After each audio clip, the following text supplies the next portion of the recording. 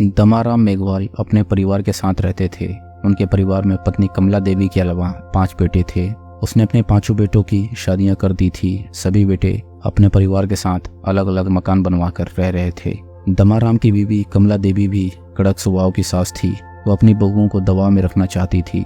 उसने ऐसा ही किया। बड़े और मंझले बेटे की शादी हुई तो इन दोनों बहुओं को उसने अपने नियंत्रण में रखा। उनसे सास कुछ भी कहती तो बहुओं की हिम्मत नहीं होती थी कि वे सास को पलटकर जवाब दें। सास द्वारा काम में टोका टाकी व हाय तौबा मचाने पर भी वे चुप रहती थीं। जब छोटे 3 बेटों पुखराज, मिश्रीलाल व मदन राम के विवाह हो गए तब दोनों बड़े बेटे अलग हो गए। पुखराज व मिश्रीलाल की बीवियां प्रेमा एवं पिंटू सगी बहनें थीं।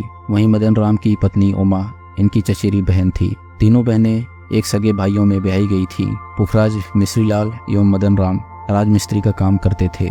ज्यादातर वे अपने गांव या आसपास के गांव में काम करते थे।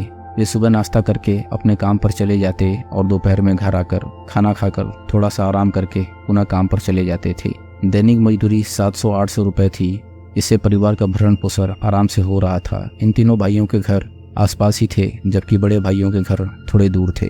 तीनों बहनें प्रेमा, पिंटू व उमा मिलजुल कर रहती थी। ससुराल में अगर सगी बहन या चचेरी बहन ब्याही होती हैं तो उनमें कुछ ज्यादा ही बनती हैं। इन तीनों के पति काम पर चले जाते तो तीनों बहनें घर का काम निपटाकर एक जगह पर इकट्ठा होकर बतियाती रहती थी, जिससे इनका टाइम पास हो जाता था। मगर इनके टाइम पास में सास अक्सर खलल डाल देती थी। सास कमला देवी उनको ताने देती कि घर के काम में मन नहीं लगता, जब देखो तब बैठकर गप्पे मारती रहती हो।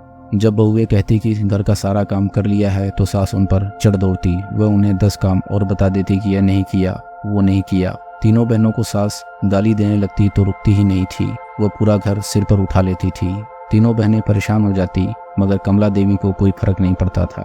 उसके सामने प्रेमा पड़ती तो उसे गाली एवं काम में टोका टाकी, पिंटू पड़ती तो वही हाय तौबा, उमा पड़ती तो उसे भी सास की बेवजह हाय हाय सुननी पड़ती थी। अगर ये बहुएं अपनी सास से कुछ कहती तो वो उन पर बिफर जाती और अपने बेटों के घर आने पर बहुओं की शिकायत करती कि ये तीनों बैठकर दिन भर गप्पे मारती रहती हैं, काम धंधा कुछ करती नहीं। अगर मैं कुछ कहती हूँ तो ये मुझे आंखें दिखाती हैं और जुबान लड़ाती हैं। मुझसे इस तरह बात करती हैं जैसे मैं इनकी बहू हूँ। बेटे माँ की बात सुनकर अपनी बीवियों को समझाते कि माँ जो कुछ कहती है उनके भले के लिए कहती है। वह बूढ़ी हो गई है, अब कितने दिन की मेहमान है, उनका सम्मान किया करो, जुबान बंद रखा करो। बेटे अपनी बीवियों को समझा कर जाते और माँ से भी कहते कि वह भी क्यों बेवजह परेशान होती है। अगर बहुएं काम नहीं करें तो मत करने दो, उनका बिगड़ेगा, तुम्हारे ऊपर क्या फर्क पड़ेगा। तुम राम नाम की माला जपो। मगर बेटों के समझाने का भी कमला देवी पर कोई असर नहीं पड़ता। लिहाजा उसके और तीनों बहुओं के बीच हर रोज कलह और विवाद होता था। कलह के कारण सब परेशान थे, मगर कलह करने वाले अपनी आदत से बाज नहीं आ रहे थे। कमला देवी 62 साल की थी, फिर वो अपनी बकरियां लेकर जंगल में चराने के लिए हर रोज जाती थी। दोपहर तक बकरियां चराकर वह घर आ जाती थी। घर आकर बकरियों को बाड़े में बांधकर फिर वह आराम करती थी। बेटे जब दोपहर में खाने घर आते थे तो माँ घर पर आराम करते मिलती थी। लेकिन एक दिन दयाराम के तीनों बेटे पुखराज, मदन एवं मिश्रीलाल मेघवाल दोपहर को खाना खाने घर आए तो बकरियां घर के बाहर खुले में खड़ी थी। यह देखकर वे चौंके कि बकरियां आज खुली कैसे है, क्योंकि माँ पहले बकरियां बाड़े में बांधती थी। मदन व पुखराज ने माँ को आवाज लगाई, मगर कोई जवाब नहीं मिला। घर में देखा, माँ वहाँ भी नहीं थी। माँ कहीं चली गई या उन्होंने अपनी बीवियों से पूछा। बीवियों ने कहा कि हमें पता नहीं वे कहाँ गई।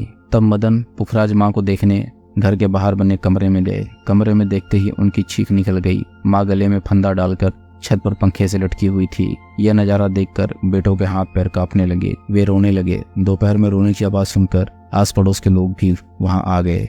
गांव वाले समझ नहीं पा रहे थे कि कमला देवी ने इस उम्र में आत्महत्या क्यों की। बहुएं तो हुक्का फाड़ कर रो रही थी। किसी ने मृतका के पीहर में सूचना दे दी। मृतका के भाई भतीजे शाम होते होते आ गए।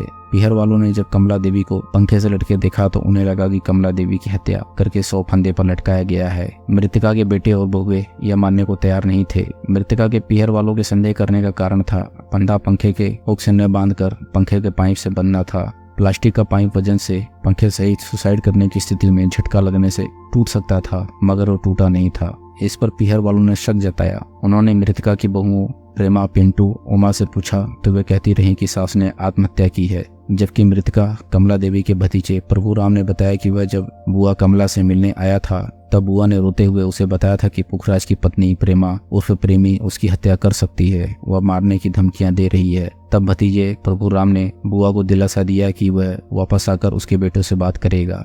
प्रभुराम ने बुआ कमला देवी की हत्या करके 100 पंखे पर लटकाने का आरोप लगाया। रात भर इस हत्याकांड पर घर में चर्चा होती रही। मृतका की बहुओं से भी पूछताछ की गई और झांसा दिया गया कि वे सच बता दे। तब प्रेमा, पिंटू और उमा ने सभी के सामने स्वीकार कर लिया कि तीनों ने ही अपनी सास की गला दबाकर हत्या करने के बाद 100 पंखे से लटकाया था। मामला अब एकदम साफ हो चुका था। इन्हें थाने लाकर पूछताछ की गई। पूछताछ में उन्होंने बताया कि सास उनके हर काम में टांग अड़ाती थी। हर काम में किचकिच करने और बेवजह लड़ाई झगड़ा करने के कारण वे बहुत परेशान हो गई थी। इसके बाद उन्होंने सास की हत्या की योजना बना ली। फिर एक दिन दोपहर में सास जब बकरियां चराकर घर लौटी तो आते ही उसने तीनों बहुओं से झगड़ना शुरू कर दिया। तब तीनों ने पकड़कर सास को गिरा दिया और गला दबाकर मार डाला।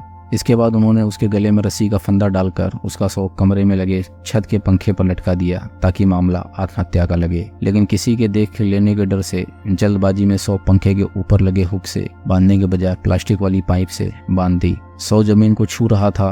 उन्होंने बहुत कोशिश की मगर खून करने के बाद तीनों डर के मारे कुछ कर नहीं पा रही थी।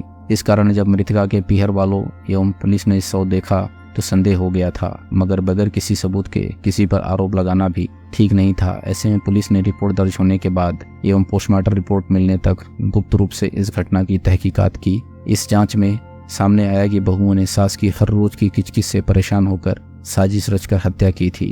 वृद्धा सास अगर अपनी बहुओं को बेटियां मानकर हर काम में कमी नहीं निकालती और बहुओं के साथ प्यार का बर्ताव करती तो शायद बहुएं उसका काल नहीं बनती। तीनों बहुओं प्रेमा उर्फ प्रेमी, पिंटू और उमा से पूछताछ करने के बाद पुलिस ने उन्हें कोर्ट में पेश किया, जहां से उन तीनों बहुओं को जेल भेजने के लिए कोर्ट ने आदेश दिए। जेल भेजने से पहले इन तीनों हत्यारोपियों बहुओं की कोरोना जांच कराई गई।